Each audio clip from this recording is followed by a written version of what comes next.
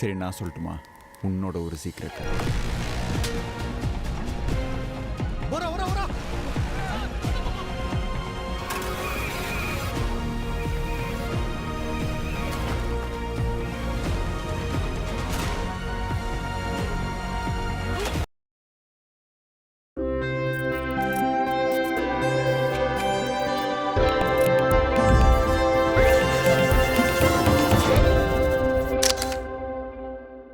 வணக்கம், நான் உங்கள் ராகவகுமார். இது தீபிகா அதிர்கள். மீண்டும் ஒரு விமர்சனத்தில் உங்களை சந்திப்பதில் மகிழ்ச்சி.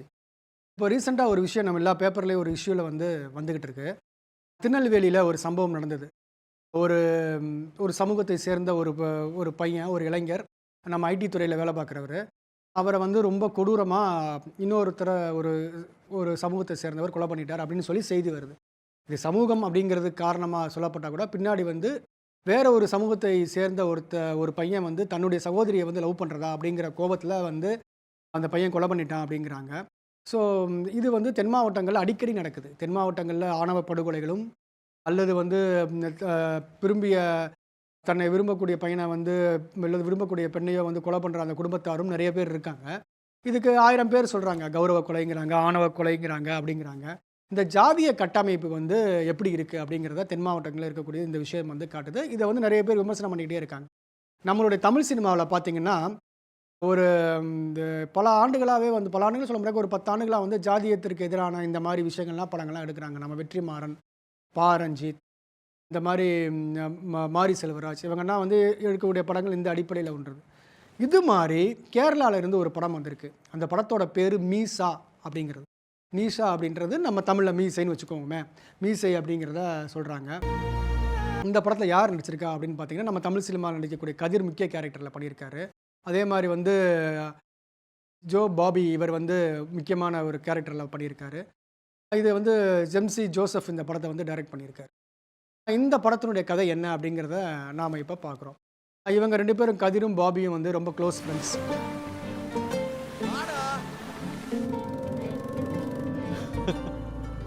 இது உனக்கு இப்போ ஒரு போதையா இருக்குல்ல? கதிர் இடுக்கியில் இருக்கக்கூடிய ஒரு ஃபாரஸ்ட் ஏரியாவில் ஒரு ஒர்க் பண்ணுறாரு. ரேஞ்சர் மாதிரின்னு வச்சுக்கங்களேன். அங்கே ஒர்க் பண்ணிக்கிட்டு இருக்காரு. அப்போது இவர் கேரளாவில் ஒரு கடற்கரை கிராமங்களில் இருக்கார் நம்மளுடைய பாபி. அப்போ ஒரு ஃபோன் வருது. இவர்கிட்ட இவர் கூப்பிட்றாரு, வா நண்பா, நாம் இடுக்கிக்கு வா, நாம் மான் வேட்டையாடி சாப்பிட்லாம் அப்படின்ற ஒரு ஐடியா கொடுக்குறாரு. மான் வேட்டையாடி அதை சாப்பிட்லாம் அப்படின்றத ஐடியா கொடுக்குறாரு. அதுக்கப்புறம் எங்கள் அப்பனை பற்றி யோசிச்சா அவர் பண்ண அராஜகம் யார் மனசில் இருக்கக்கூடாது. நான் ஒரு ஹாப்பி எண்டிங் ஸ்டோரி சொல்லட்டுமா? இதை இன்னொருத்தட்ட கொடுக்குறாரு. டாம்னு சொல்லுவாங்க இல்லையா, ஒரு ஆக்டர் டாம் அப்படிங்கிற இருக்காரு. அவர்கிட்ட இந்த பொறுப்பை கொடுக்குறாரு, மான் வேட்டையாடிட்டு வர்றதை. டாம் அந்த ஊரில் இருந்து கிளம்பி இடுக்கிக்கு போய் மான் வேட்டையாட்டி கொண்டு போய் கொடுக்கலாம் அப்படின்றதுக்காக இவர் கிளம்பி போயிட்டுருக்காரு.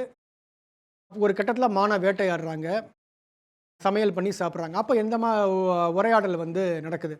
என்ன மாதிரி உரையாடல் அப்படின்னு பார்த்தீங்கன்னா, இந்த மானை வேட்டையாடலாமா அப்படின்னா, இல்லை மானை வேட்டையாடக்கூடாது, வேட்டையாடினா அது தெளிவாக பனிஷ்மெண்ட் இருக்குது, இருந்தால் கூட நம்ம சாப்பிட்றோம் அப்படின்னு சொல்லிட்டு அவங்க எல்லாம் ஷேர் பண்ணி சாப்பிட்டுட்டு இருக்காங்க. யாருன்னு பார்த்தீங்கன்னா நம்மளுடைய கதிரும் நம்ம பாபியும் அப்புறம் கூட இருக்கிற இன்னொருத்தரும் சேர்ந்து சாப்பிட்டுக்கிட்டு இருக்காங்க. ஆனால் உண்மையாகவே இவரை இந்த செயலை செய்ய வைக்கிறதுக்கு பின்னாடி முக்கியமான காரணமாக இருக்கிறது இவங்க ஊரில் கிராமத்தில் இருக்கக்கூடிய ஒரு அரசியல்வாதி. எதனால் அப்படின்னு பார்த்தீங்கன்னா, சில வருஷத்துக்கு முன்னாடி நம்ம பாபியும் இவங்களும் ஒரே அரசியல் கட்சியில் இருக்காங்க. பாபியும் கதிரும் ஒரே அரசியல் கட்சியில் இருக்காங்க. அதில் அந்த அரசியல் கட்சி தலைவர் நம்ம கதிர் சார்ந்த ஜாதிக்காரங்க அரசியலில் முக்கியத்துவம் பெறதை விரும்பலை. கதிரை ஒரு ஒரு புகழ்பெற்ற ஆளாக வர்றதை அவர் விரும்பலை. அவர் ஒரு அடிமை மாதிரி நடத்தணும் தான் நினச்சிட்டு இருக்காரு. இதனால் சில முரண்கள் ஏற்படுது. இதனால் கதிரை சில பேர் கொலை முயற்சி பண்ணுறாங்க, அவரை வெட்டுறாங்க. அங்கேருந்து தப்பிச்சு போய் அவர் ஒரு வழியாக சில பேர் ஆதரவோட கவர்மெண்ட்டில் சேர்ந்து ஃபாரஸ்ட் ரேஞ்சர் ஆகிடுறாங்க.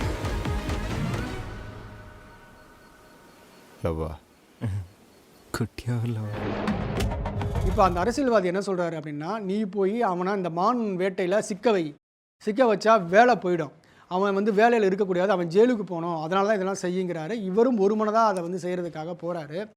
ஆனால் இன்பிட்வீன் டைம் அவங்க போலீஸ்காரங்க போலீஸ்காரங்க கிடையாது, அந்த ஃபாரஸ்ட் ஏரியாவில் இருக்கவங்க இவர் மான் வேட்டையாடினதை கண்டுபிடிச்சி அரெஸ்ட் பண்ணி இவர் கூட்டிகிட்டு வர்றாங்க ஊருக்கு. அப்போ என்ன நடக்குது, எதிர்காலம் அரசியலில் இவருக்கு என்ன ஆகுது அப்படிங்கிறதா ஒரு கதை.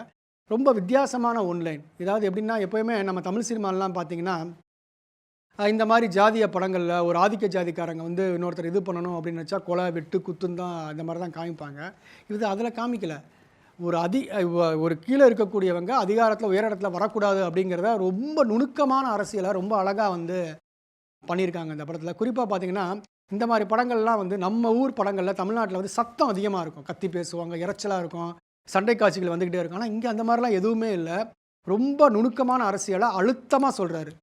ரொம்ப அழுத்தமாக வந்து அவர் வந்து நம்ம சொல்கிறாங்க. குறிப்பாக அதில் வந்து ஒரு அரசியல்வாதியாக இவங்களை பிரிக்கக்கூடிய ஒரு அரசியல்வாதி வர்றாரு. அவர் ரொம்ப அழகாக வந்து அந்த கேரக்டரை வந்து உணர்ந்து பண்ணியிருக்காருன்னு சொல்லலாம். அது ரொம்பவே நல்லா இருக்குது. அந்த அந்த அந்த இடங்கள்லாம் பார்த்தீங்கன்னா ரொம்ப கிராஸ் பண்ணி போகும்போது வந்து ரொம்பவே நல்லா இருக்குது.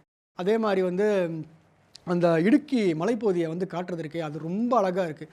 நம்ம பக்கத்தில் இருக்கக்கூடிய தமிழ்நாடு எல்லையில் இருக்கக்கூடிய இடுக்கி இவ்வளோ அழகாக இருக்கா அப்படிங்கிறத ரொம்ப நல்லா காட்டியிருக்காங்க. யானை தான் வருது, புலி உருமுறதை காட்டுறாங்க. புலி வந்துட்ட மாதிரியே ஒரு எஃபெக்ட் இருக்குது. கேமரா ஒர்க் ரொம்ப அற்புதமாக இருக்குது.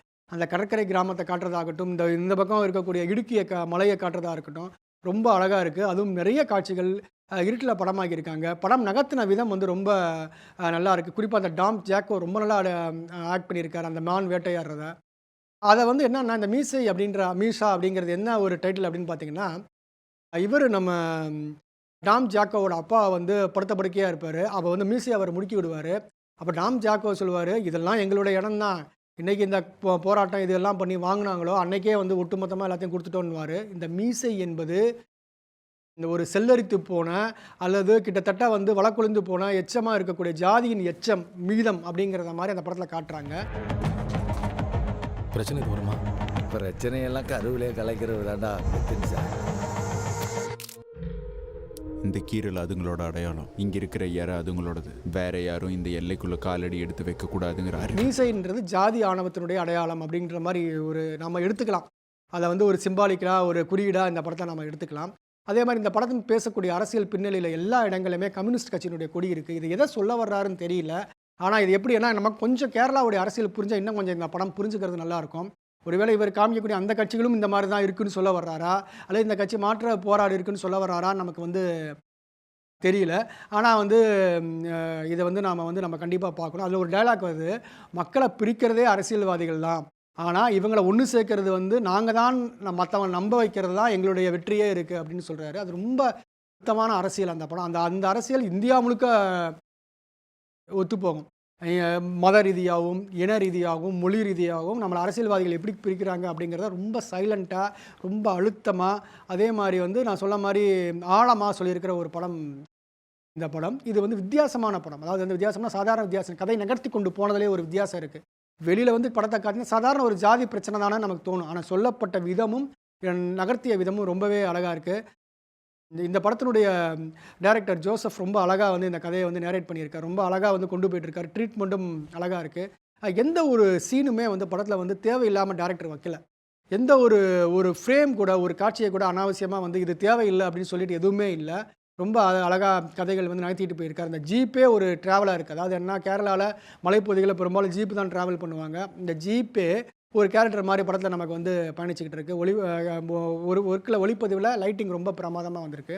ஒரு மாற்று சினிமாவை விரும்புபவர்களுக்கும் நம்ம அரசியலுக்கும் ஜாதிக்கும் இருக்கக்கூடிய அந்த ஒரு தொடர்பை வந்து புரிஞ்சுக்கணும்னு நினைக்கிறவங்களுக்கு இந்த படத்தை போய் பாருங்கள். கண்டிப்பாக உங்களுக்கு இந்த படம், மாற்று சினிமா விரும்பிகளுக்கு கண்டிப்பாக இந்த படம் ஒரு நல்ல படமாக இருக்கும். நன்றி, வணக்கம். மீண்டும் அடுத்த ஒரு விமர்சனத்தில் உங்களை சந்திக்கிறேன். உங்களிருந்து விடைபெறுவது ராகவ் குமார், தீபிகா அதிர்வலுக்காக.